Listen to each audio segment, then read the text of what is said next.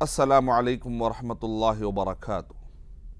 الحمدللہ رب العالمین والصلاة والسلام علی رسولہ کریم وعلی آلہ واصحابہ اجمعین، اما بعد فاعوذ باللہ من الشیطان الرجیم، بسم اللہ الرحمن الرحیم۔ وَإِذَا سَأَلَكَ عِبَادِي عَنِّي فَإِنِّي قَرِيبٌ أُجِيبُ دَعْوَةَ الدَّاعِ إِذَا دَعَانِ فَلْيَسْتَجِيبُوا لِي وَلْيُؤْمِنُوا بِي لَعَلَّهُمْ يَرْشُدُونَ۔ بسم اللہ الرحمن الرحیم۔ رب اشرح لی صدری ویسر لی امری واحلل عقدۃ من لسانی یفقہوا قولی۔ میں سب سے پہلے اللہ سبحانہ و تعالیٰ کا شکر بجا لاتا ہوں، بے پایا درود و سلامتی ہو محمد مصطفیٰ صلی اللہ علیہ وسلم پر۔ رمضان المبارک سے فائدے انسانوں کے لیے۔ آج کا ہمارا ٹاپک بنیادی طور پر دعا کے کانسیپٹ کو سمجھنے سے متعلق ہے۔ یعنی ایک انسان پہلے اپنا اچھا طرح سے تعارف لے لے کہ ایک انسان بنا ہے جسم اور روح سے۔ آپ جانتے ہیں اس حقیقت کو، قرآن اور صحیح حدیث کا پڑھنے والا بخوبی جانتا ہے کہ انسان جسم اور روح کے مجموعے کا نام ہے۔ ماں کے رحم مادر میں سورہ مومنون نمبر 23 کے آیت نمبر 13، 14، 15 میں بتایا گیا کہ انسان 7 اسٹیجز میں ایمبریو یعنی رحم مادر میں ڈیولپمنٹ آف ایمبریو انسان کا 7 اسٹیج میں ڈیولپ ہوتا ہے، اور شروع ہوتا ہے منی کے قطرے سے۔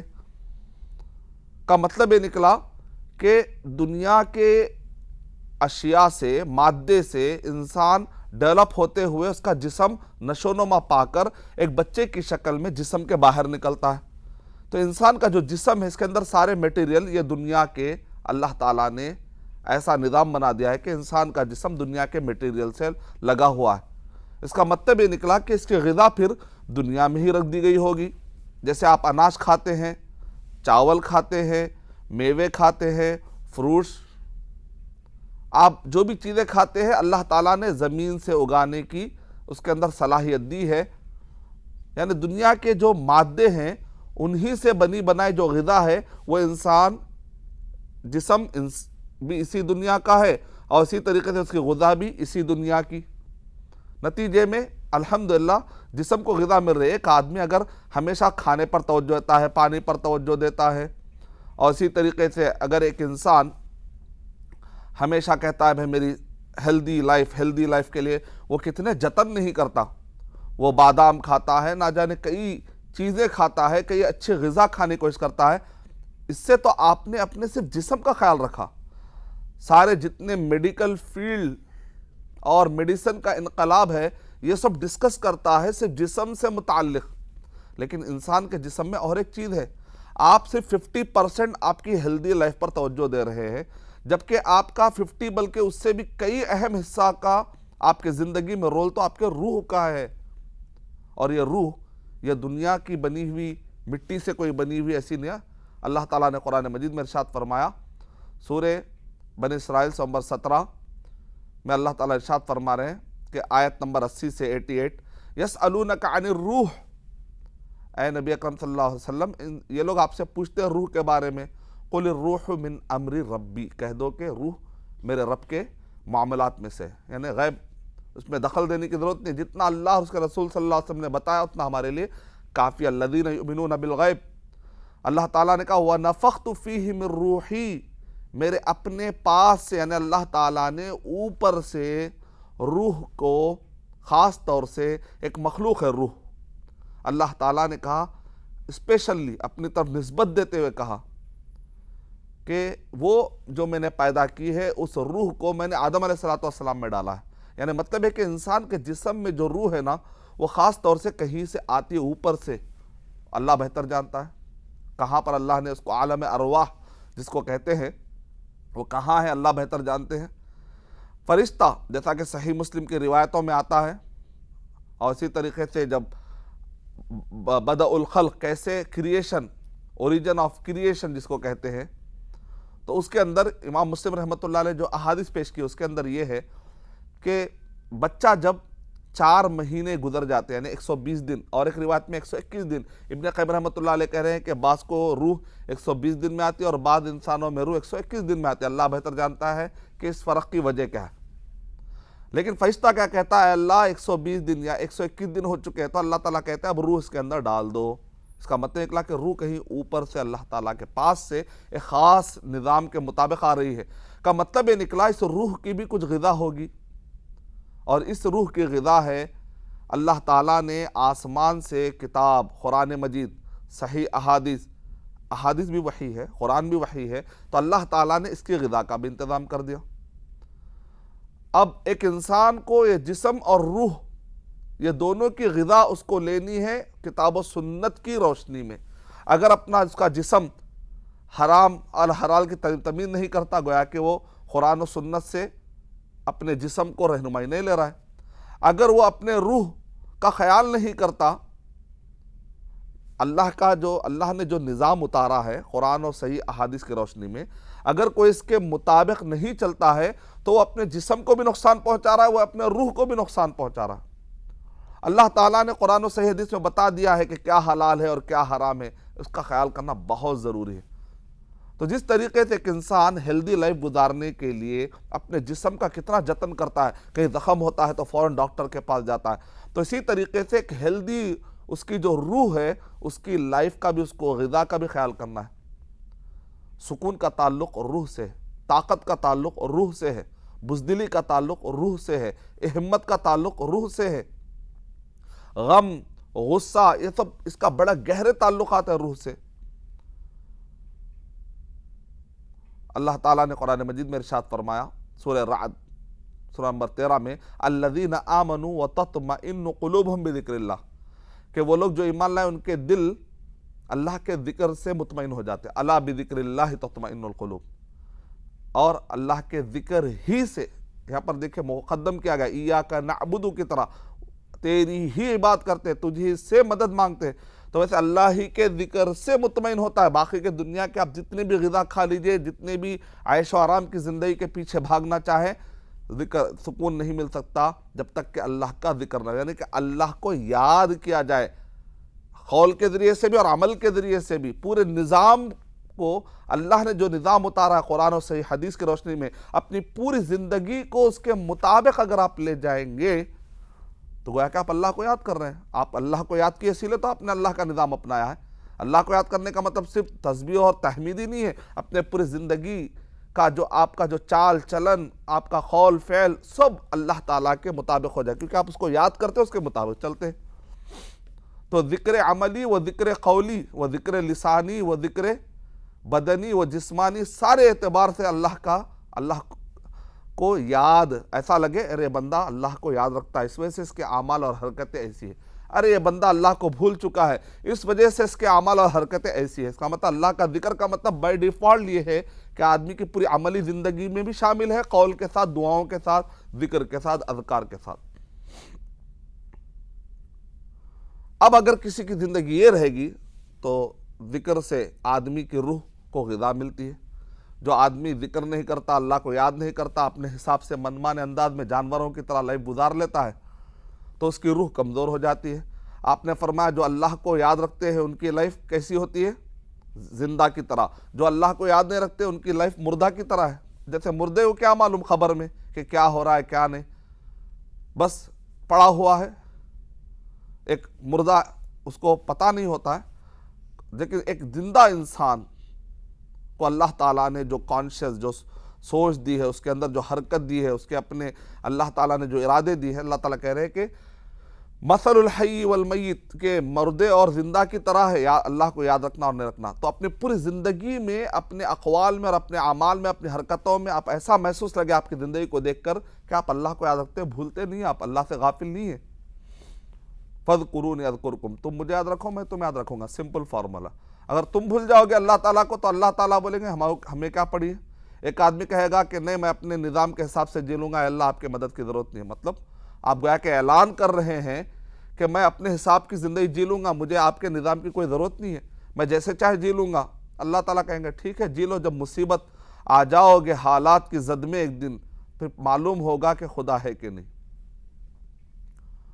تو انسان کے روح سے بڑا گہرا تعلق ہے، بزدلی، ہمت، طاقت۔ فاطمہ رضی اللہ تعالی عنہا نے آ کر نبی اکرم صلی اللہ علیہ وسلم سے کہا کہ میں تھک جاتی ہوں، کسی خادمہ کا انتظام کر دیا جائے، تو نبی اکرم صلی اللہ علیہ وسلم نے کہا اتنی سہولت میرے پاس نہیں ہے۔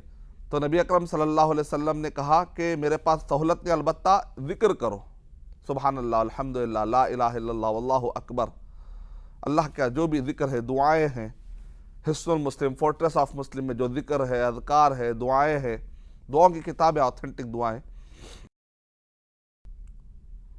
اگر یہ دعائیں پڑھیں گے تو نبی اکرم صلی اللہ علیہ وسلم اپنی بیٹی کو دعائیں دے رہے ہیں۔ ہم سوچیں گے پہلے بیچاری تھکی ہوئی ہے، نبی اکرم صلی اللہ علیہ وسلم اور دعائیں دے رہے ہیں، کیسے پڑھے گی تھکان میں؟ اصل میں آپ نے پوائنٹ نہیں کیچ کیا اگر یہ سوال آپ ذہن میں آ رہا ہے۔ مطلب یہ ہے کہ روح مضبوط ہو جائے گی، طاقتور ہو جائے گی، تو آدمی کی جو تھکان ہے اس کو محسوس ہونے نہیں لگے گی۔ ابن تیمیہ رحمۃ اللہ علیہ کے بارے میں آتا ہے کہ ابن تیمیہ رحمۃ اللہ علیہ ایک دن میں جتنا لکھتے تھے، ایکسپرٹ اس کو صرف نقل کرنے کے لیے 1 ہفتہ لگ جاتا تھا۔ ان سے پوچھا بھی آ کر لوگوں نے، آپ کی طاقت کا راز کیا ہے؟ تو کہا کہ میں اللہ کا ذکر بہت کرتا ہوں، اس سے روح پختہ ہوتی ہے اور آدمی کے اندر طاقت بڑھ جاتی ہے، تھکان کم ہونے لگتی ہے۔ تو اس سے ثابت یہ ہوا کہ انسان کی روح اور جسم کے اس فلسفے کو جو قرآن و صحیح حدیث کی روشنی میں نے آپ کے سامنے بتایا، اگر آپ کے ذہن میں یہ رہے گا تو شیطان حملہ کرتا ہے، اس روح پر وسوسے ڈالتا ہے، اور انسان کے دل پر، اس کے عقل پر، یہ سب روح سے بڑا گہرا تعلق ہے ان سب چیزوں کا۔ روح اڑ جاتی ہے تو آدمی کے عقل، اس کا دل، یہ سب چیزیں کام کرنا بند ہو جاتا ہے۔ تو شیطان آ کر وسوسہ ڈالتا ہے۔ الشیطان یجری مجری الدم، شیطان انسان کے جسم میں بھی داخل ہوتا ہے، کہیں باہر ٹھہر کر، کبھی اندر داخل ہو جاتا ہے، خون کے ساتھ جاتا ہے، اور یہ خون دماغ میں بھی جاتا ہے انسان کا، وہاں پر جا کر یتخبط الشیطان من المس، شیطان گدی پر بیٹھنے کو اس کا مقام ہے، سوتے وقت پر خاص طور سے گدی پر بیٹھ کر گھانٹیاں مارتا ہے۔ علی خیشومہ، ناک کی جو نس ہے یہاں پر بیٹھنے کی اس کی جگہ ہے، یہ وہ خاص جگہ ہے جہاں پر شیطان بیٹھ کر انسان کو حملہ کرنے کی کوشش کرتا ہے، دماغ، ناک اور اس کے گدی میں، جہاں سے انسان کو غم میں ڈالنے کی کوشش کرتا ہے، وسوسہ ڈالنے کی کوشش کرتا ہے۔ لیکن اگر آپ روح کو مضبوط کریں گے، اللہ کا ذکر کریں گے، تو شیطان کو وسوسہ ڈالنے، غم کرنے، کئی غمگین لوگ دیکھیں، اگر آپ اللہ کا ذکر کرتے ہیں تو وہ لوگ اسٹرانگ ہو جاتے ہیں، کیونکہ شیطان بھاگ جاتا ہے، جو ان کو غم میں ڈالنے کے لیے جو وہ سوچتے ہیں، جس کی بنیاد پر اس کو غم آتا ہے، شیطان کو معلوم ہے نا، شیطان کیا کرتا ہے اسی کو، اور شیطان چاہتا ہے لیحزنک، تمہیں غم میں ڈال دے، شیطان کا مقصد ہے، اس کے حملے ہیں، غصے میں آ جاتا ہے۔ تو نبی اکرم صلی اللہ علیہ وسلم نے کیا ارشاد فرمایا، اعوذ باللہ من الشیطان الرجیم۔ تو اپنی زندگی کو خوش و خرم اگر آپ بنانا چاہتے ہیں تو روح اور فلسفے کے اس سبق کو ہمیشہ تازہ رکھیے، شیطان کے وسوسوں سے اپنے آپ کو بچائیے، اور اللہ سبحانہ و تعالیٰ کی رسی کو مضبوطی سے تھامے، دنیا اور آخرت کے سارے مسائل سے انشاءاللہ اللہ تعالیٰ آپ کو نجات دیں گے انشاءاللہ۔ اور جب دعا کرتے ہیں آپ، تو آئیے ہم اب بھی بات کرتے ہیں دعا کرتے وقت کن چیزوں کا خیال رکھنا ہے۔ دعا کرتے وقت آپ کو سب سے پہلی چیز ذہن میں رہنی ہے کہ جس سے آپ مانگ رہے ہیں اس کا تعارف صحیح ہونا ضروری ہے، ورنہ لوگ کیا کرتے ہیں، اللہ کا صحیح تعارف نہیں ہونے کی وجہ سے لوگ غیر اللہ سے مانگنا شروع کر دیتے ہیں، شریک کرنا شروع کر دیتے ہیں، اللہ کے ساتھ ساتھ دوسرے لوگوں سے بھی مانگنا شروع کر دیتے ہیں، یا مانگے بعد میں کہے اللہ تعالیٰ دعا قبول نہیں کرتا۔ اللہ تعالیٰ تو قرآن میں کہا کہ ان سے کہو کہ مجھ سے دعا کرو، میں دعا قبول کرتا ہوں۔ اللہ تعالیٰ تو میری دعا قبول نہیں کر رہے، یا تو اللہ میرے سے بہت ناراض ہوگا۔ نتیجے میں وہ لوگ کیا کرتے ہیں، اللہ کو چھوڑ کر کہتے ہیں بھائی شاید کوئی نیک آدمی ہو تو اس کے پیچھے چلے جائیں گے، جا کر اس سے مانگنا شروع کر دیتے ہیں۔ ابلیس کو دیکھیے، اتنا گنہگار ہے لیکن پھر بھی اس نے کیا کہا، ربی انذرنی، اے میرے رب تو مجھے مہلت دے قیامت تک۔ سورہ اعراف نمبر 7 کی آیت نمبر 13 سے لے کے 20 تک آپ دیکھیں، اے میرے رب تو مجھے قیامت تک کے لیے مہلت دے، یعنی اللہ تعالیٰ سے ابلیس مانگ رہا ہے اور اللہ تعالیٰ اس کو دے رہے ہیں۔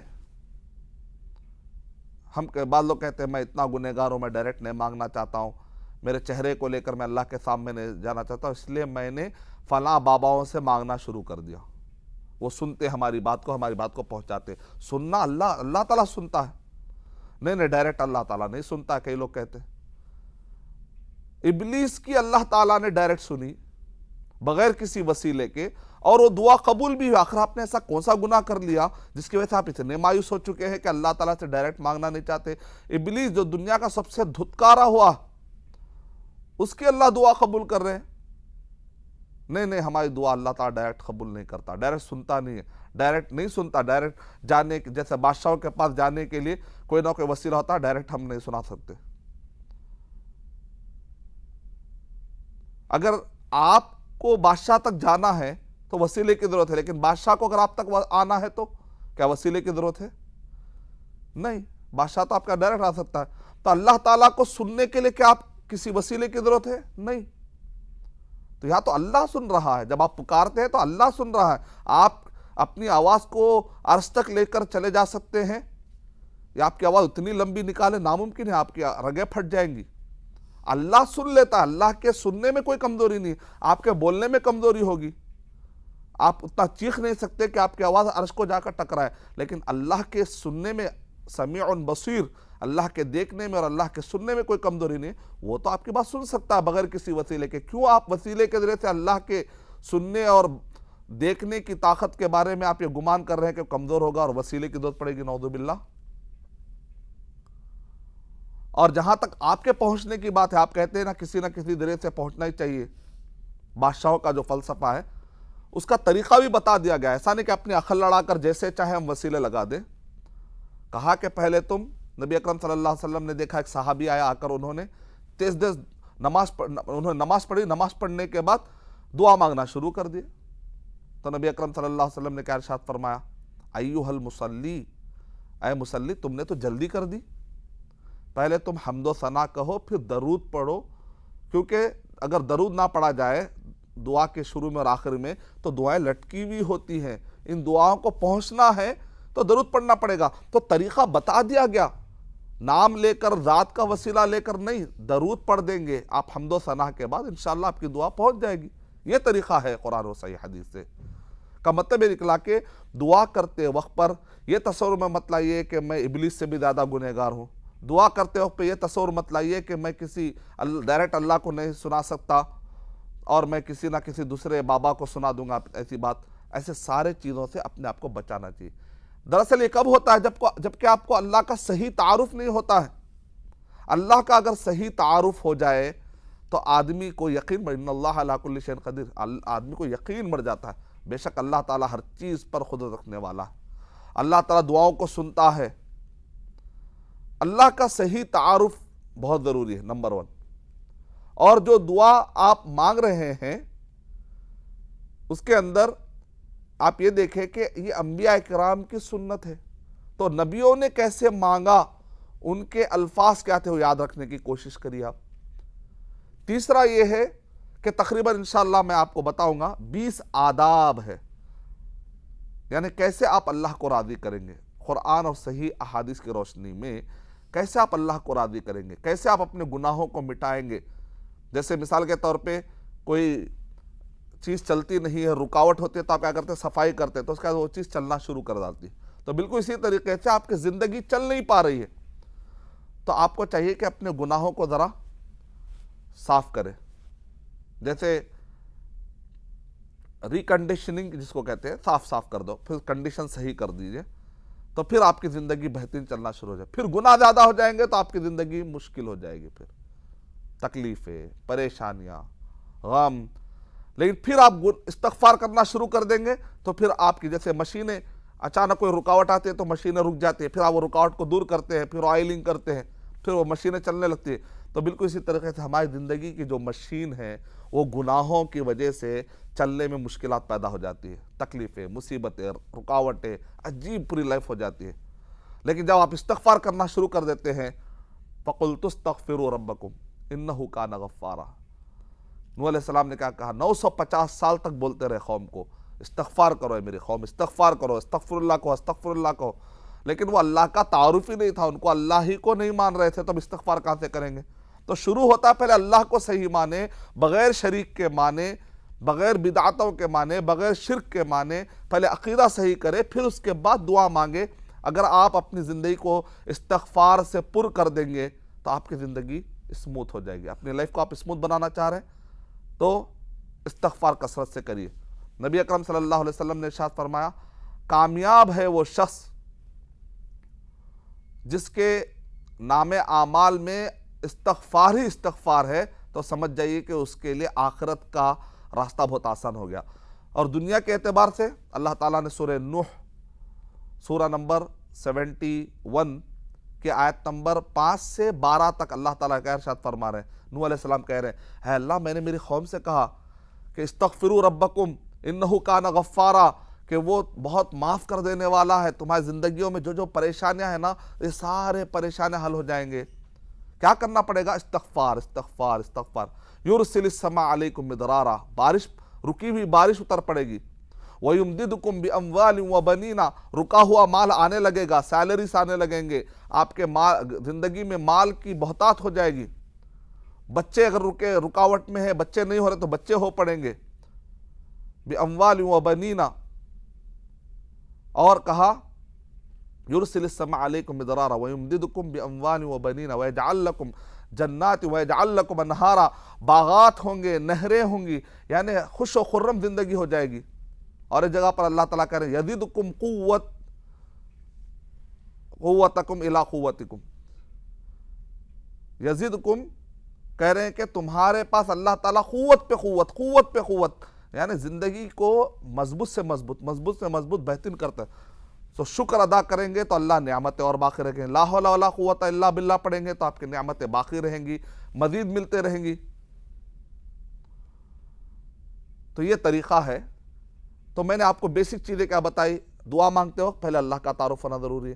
یہ ذہن میں رکھے کہ انبیاء کی یہ سنت ہے، تو پھر انبیاء نے کیسے اللہ کو منایا ہوگا یہ دیکھنا ضروری ہے۔ تقریباً 20 آداب ہے، ان کا خیال رکھنا بہت ضروری ہے اپنے زندگی کو اور آخرت کو کے مسائل کو حل کرنے کے لیے، اور اپنی زندگی کو اسموتھ بنانے کے لیے استغفار کی کثرت کرنی چاہیے۔ تو انشاءاللہ مزید معلومات لے کر میں اگلے ایپیسوڈ میں حاضر ہوں گا۔ وہ کیا 20 آداب ہے، اور وہ اللہ کا تعارف کیا ہے، اور وہ انبیاء کا طریقہ کیا تھا، وہ جاننے کے لیے ضرور دیکھیں اگلے ایپیسوڈ انشاءاللہ۔ میں اللہ تعالیٰ سے دعا کرتا ہوں کہ اللہ سبحانہ و تعالیٰ ہم سب کو دنیا اور آخرت کے سارے مسائل سے اللہ سبحانہ و تعالیٰ ہمیں سبکدوش کر دے، راحت سے، رحمت سے، برکت سے اللہ تعالیٰ اس رمضان میں ہم سب کو نواز دے۔ آمین وآخر دعوانا ان الحمدللہ رب العالمین۔